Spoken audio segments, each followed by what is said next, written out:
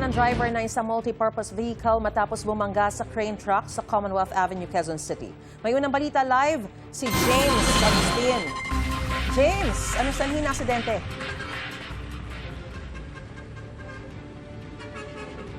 Maris, hinatak na patungo rito sa tanggapan ng QCPD Traffic Sector 5 yung dalawang sasakyan na nasangkot sa aksidente kanina.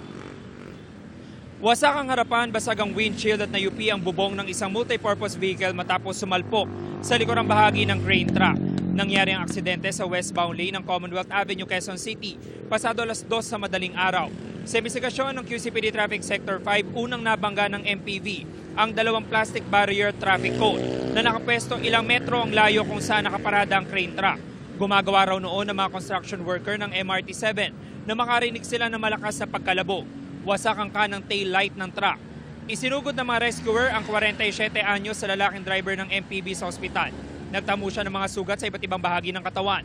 Ayon sa mga kaanak, inoobserbahan pa ang kalagayan ng driver na galing sa Rizal at pauwi na sa Santa Ana, Maynila nang mangyari ang aksidente. Patuloy ang investigasyon ng QCPD Traffic Sector 5. Samantala, Marisa, ngayon ay nagbibigay ng salaysay sa mga otoridad yung construction worker ng MRT-7 maging yung nakasaksi doon sa nangyaring aksidente. Sinusubukan pa natin na makuha yung panig ng kanilang safety officer. Yan ang unang balita mula rito sa Quezon City.